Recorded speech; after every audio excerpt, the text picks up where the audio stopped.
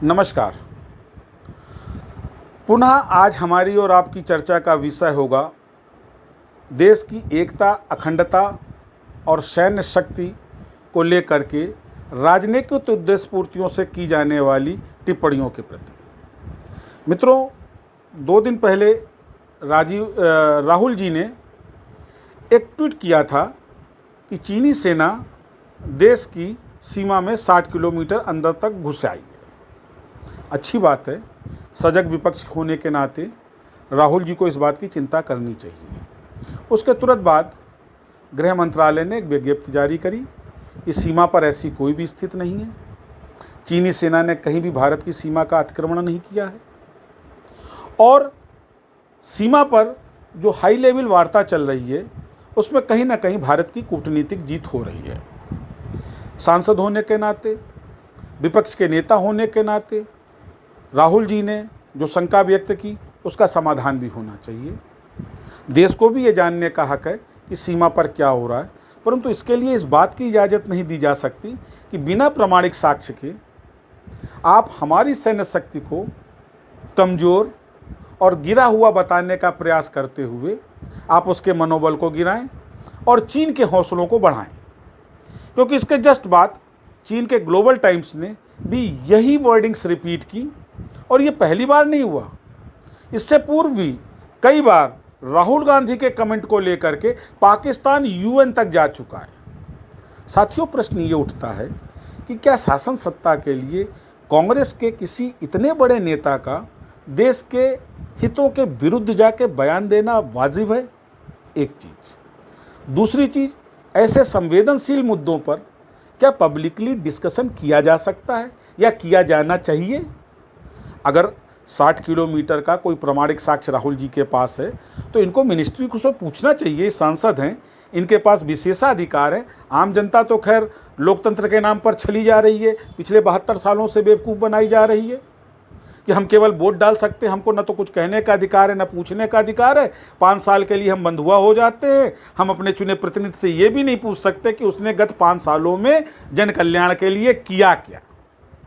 परंतु राहुल जी तो माननीय हैं, उनको विशेषाधिकार है, तो क्या ये बातें उनको अपने विशेषाधिकार का उपयोग करते हुए गोपनीय रूप से नहीं पूछनी चाहिए? और फिर अगर उस जानकारी में अगर ऐसे कुछ प्रमाणिक साक्ष्य आते तो नेता होने के नाते इनको उस बात का खुलासा करना चाहिए, उस पर चर्चा करनी चाहिए, ना कि केवल आरोप लगा देना चाहिए।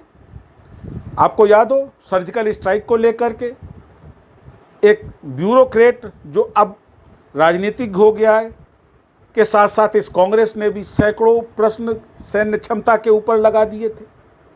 लाइव डिबेट्स में देखिए किस तरीके के कांग्रेस स्पोक्समैन ये भी कहने में नहीं हिचक रहे हैं कि सेना गलत है। आप सोचिए कि अगर ये सेना गलत जिस दिन हो जाएगी तो क्या उस दिन इनकी राजनीति बच पाएगी?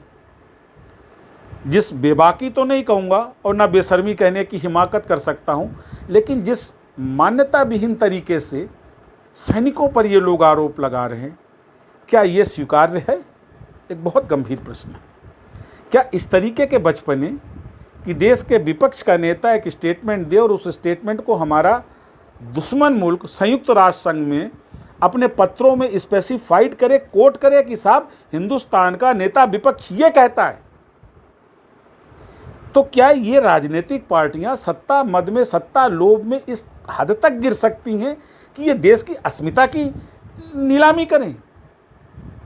अब समय है, हमको सोचना पड़ेगा कि इस प्रकार के लोगों और इस प्रकार की सोच वाली राजनीतिक पार्टियों के प्रति हमारा क्या कर्तव्य होना चाहिए। और मेरी केंद्र सरकार से भी गुजारिश है कि अगर इस तरीके के विवादास्पद मुद्दे हैं और कोई आरोप यदि अप्रमाणिक लगाया जा रहा है तो ऐसे आरोप लगाने वाले के प्रति भी केंद्र सरकार को कार्रवाई करनी चाहिए। क्यों? क्योंकि इससे न केवल सेना का हौसला, सेना का मोरल जो है डिक्लाइन करता है, बल्कि जनता में भय भी व्याप्त होता है। बार बार केंद्र ये कह रहा है कि अब 1962 वाला भारत नहीं है, तो 2020 के भारत को ये कैसे स्वीकार है कि उसकी 60 किलोमीटर सीमा पे अतिक्रमण होने की बात वो बस चुपचाप कह सुन जाए? नहीं, अब आवश्यकता है कि देश के हितों को बलायताक रखते हुए यदि राजनीतिज्ञ लोग इस तरीके की टीका टिप्पणी कर जनता में भय का माहौल व्याप्त करना चाहते हैं, सेना के हौसले को कुचलना चाहते हैं, सेना की कर्तव्य निष्ठा और देशभक्त को कहीं संदिग्ध करना चाहते हैं, तो उसके प्रति कठोर कार्रवाई की जाए।